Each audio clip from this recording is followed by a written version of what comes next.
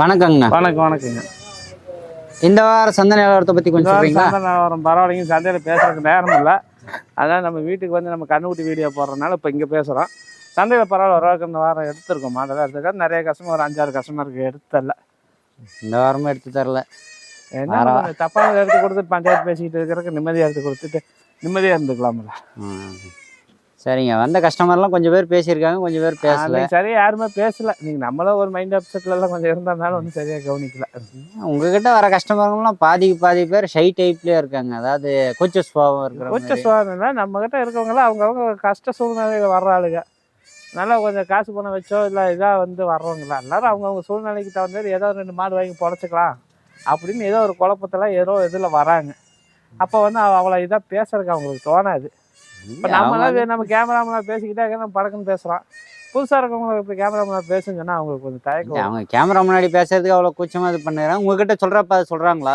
இந்த மாதிரி ஓகே, எனக்கு இந்த மாதிரி மாடு வாங்கித்தாங்க, இந்த மாதிரி பட்ஜெட்டில் வாங்கித்தாங்க, அப்போயாவது ஓப்பனாக பேசுகிறாங்களா? அதெல்லாம் சொல்லுவாங்க. ஃபோன்லேயே மேக்ஸிமம் எல்லாம் பேசிடுறாங்க. நேரில் வந்து 10 பேருக்கு முன்னாடி பேச முடியாது. அதனால் அவங்க கஷ்டம் முன்னாலே எனக்கு இப்படி கொடுங்க, நான் இப்படி இதாகிருக்கேன், இப்படி லாஸ் ஆகிருக்கேன் அப்படின்னு நல்லா விஷயங்களை சொல்கிறாங்க. ஃபோன்லேயே எல்லாம் சொல்லிடுறாங்க. நேராக வந்தப்ப இன்னார்தான் அப்படின்னு நீங்கள் கண்டுபிடிச்சிடுறீங்களா?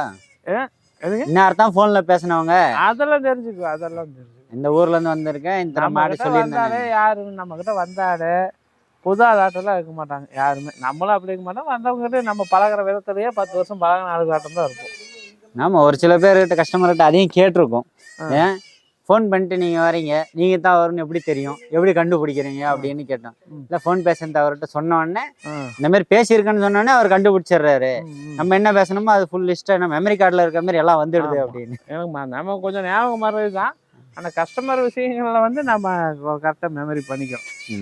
அவங்களுக்கு ஏற்ற மாதிரி நீங்கள் இப்போ இந்த மாட்டு இந்த ஏரியாவுக்கு செட் ஆகும்னு ஏரியா வைஸ் தான் ஞாபகம் வச்சிருப்பீங்க. ஆமாம், அதுதான். இப்போ இந்த கஸ்டமருக்கு இந்த பட்ஜெட்டில் எடுத்து கொடுக்குற அளவுக்கு தான் கரெக்டாக இருக்கும் அப்படின்னு பண்ண முடியும். ஒரு இல்லாதப்பட்டாலும் அவங்க ஆசைக்கு ஏதோ கடன் ஒன்று வாங்கிட்டு நகை நப்பை வச்சு கொண்டு வருவாங்க. எனக்கு எல்லாத்தையும் பார்த்துட்டு எனக்கு பெருசாக வாங்கி கொடுப்பாங்க. ஆனால் அவங்க தகுதிக்கு அந்த பெருசை சமாளிக்க முடியுமான்னு தெரியாது. நம்ம பார்த்து பேசுறதுலேயே நம்ம தெரிஞ்சுக்கலாம். அதனாலே வந்து நம்ம பெருசு உங்களுக்கு செட் ஆகுது அளவானதை வாங்கி கொடுத்துட்டு போய்க்கிறது. ஏன்னா நம்ம ஆசைப்படுறாங்களேன்னு நம்ம விஷயம் தெரியாதவங்களுக்கு பெருசாக வாங்கி கொடுத்து போட்டா என்ன பண்ணுறது? ஆமாம், முன்னாடி ஏற்கனவே ஒரு அனுபவப்பட்டு அதில் ஃபெயிலியராகி வந்தவங்களும் நிறைய பேர் இருக்காங்க. பண்ணால் போதும். ஸ்டார்ட் அப் முன்னாடி பண்ண தப்பே இப்போ திரும்பி பண்ண வேண்டாம். ஒரு தாட்டி வச்சுட்டாங்கன்னா 2வது தாட்டி மீண்டு வந்துட்டாங்களா பரவாயில்ல. மீண்டு வரலைன்னா கஷ்டம். அது இதுதானே. அவங்க இடத்துல இருந்து நீங்கள் யோசிக்கிறீங்க.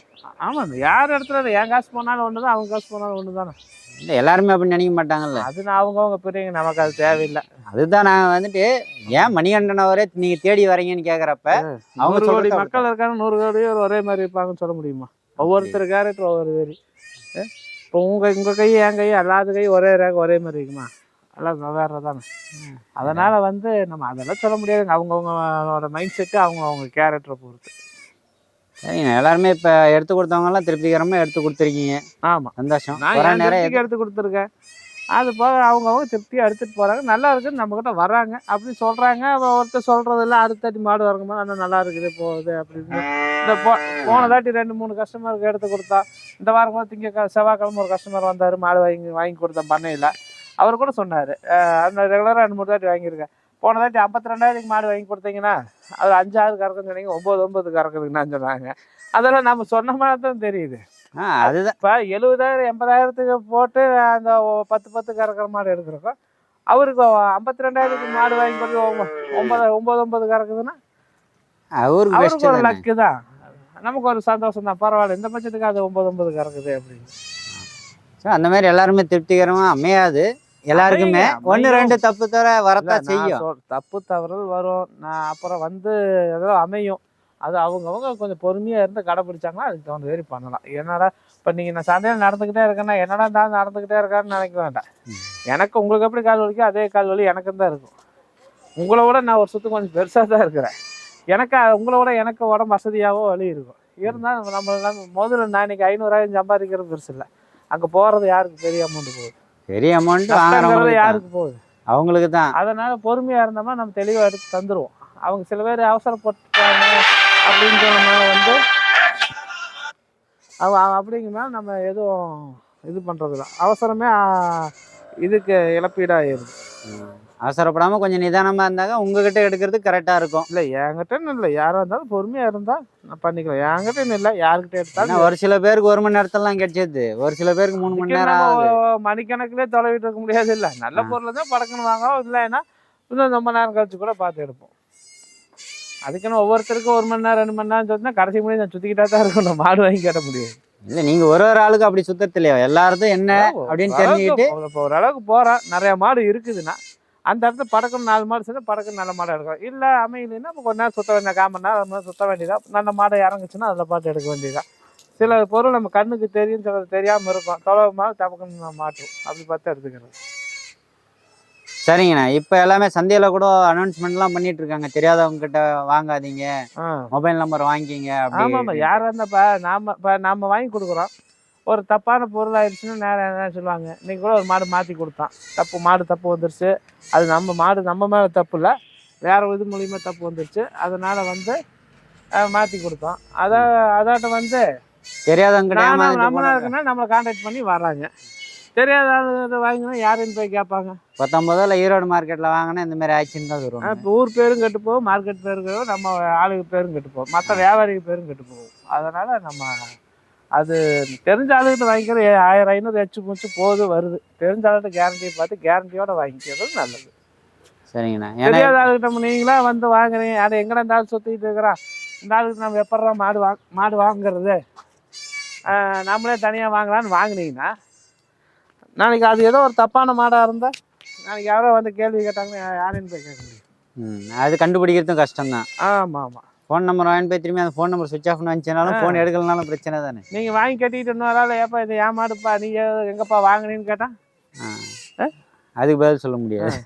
இப்போ நீங்கள் ஒரு மாடு இப்போ நீங்களா வாங்கி கட்டிக்கிட்டீங்க, வாங்கி பணத்தை அவசரப்பட்டு பணமும் முன்னால். இப்போ நானெல்லாம் காலையில் மாடு வாங்கினா 4 மணிக்கு வாங்கினா 10 மணிக்கு தான் பணம் கொடுப்பேன். நீங்கள் புதுசாக வாங்குறீங்க, மாடு வாங்கணும், அப்படியே ஆர்வத்தில் பணத்தை எண்ணி கொடுத்துட்டு போயிடுவீங்க. போய் மாடு கட்டிக்கிட்டு இருக்கிறீங்க. சப்போஸ் அது தப்பான மாடாக இல்லையோ, ஒரு ஆள் ஏப்பா இது என் மாடு எங்கேருந்து எடுத்துட்டு வந்த, என் மாடுன்னு கேட்டால் நீங்கள் யாரைன்னு கேட்பீங்க. யாரையும் மாட்டுக்காரர் இருந்தால் தான் இல்லைன்னா, வித்தவன் இருந்தால் தான் இல்லைன்னா, நிறைய ரிஸ்க் இருக்குது. ஆமாம் நிறைய ரிஸ்க். ஏன்னா இப்போ வாங்கி கட்டிட்டு ஏதோ டிஃபன் சாப்பிட போகணும், இல்லை வேற ஏதோ வண்டி பிடிக்கிறதுக்காவது போகணும் அப்படின்னு அவங்க மாட்டை எங்கேயாவது ஒரு இடத்துல கட்டிட்டு போனாங்க. சீட்டிங் பண்ணுறது கூட வாய்ப்பு உண்டு. 2 பேர் சேர்ந்துக்கிட்டே, எவனோ ஒருத்தர் 2 பேர் சேர்ந்துக்கிட்டு, ஏப்பா இது எங்கள் மாடு எங்கேருந்து பார்த்து வந்தேன்னு கேட்டால் உங்களுக்கு என்ன பதில் சொல்ல தெரியும்? இப்போ என்கிட்ட கேட்டால் நான் அந்த வியாபாரிக்கிட்டு வாங்க, இந்த வியாபாரிக்கிட்டு வாங்கன்னு சொல்லுவேன். யாரா உங்கள் மாடுன்னு கேட்டால் நான் கேட்கலாம். தெரியாதவங்க வாங்கினா யாருக்கு தெரியும்? நீ அப்பா மீங்க அவன் மாடு விற்கிறவன் விற்று போட்டு வியாபாரி போயிடுவாங்க. அது விளாண்டு வேற கை மாறிச்சுன்னா பேச முடியாது, அது ஒன்றும் பண்ண முடியாது. இல்லை அதில் நிறைய ரிஸ்க் இருக்குது, நல்லது கெட்டது எல்லாம் இருக்குது. பார்த்து வாங்கணும் எதுக்குமே. இன்னைக்கு ஈரோட்டில் மாடு வாங்க வர்றவங்க பாதி பேர் வியாபாரிகளும் வராங்க.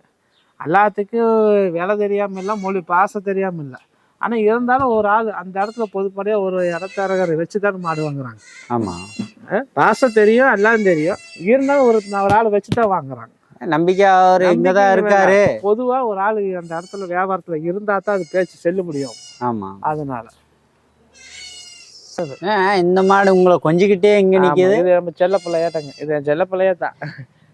அப்படியே சைஸ் பாருங்க, அப்படியே அது பிரம்மாண்டமான சைஸு.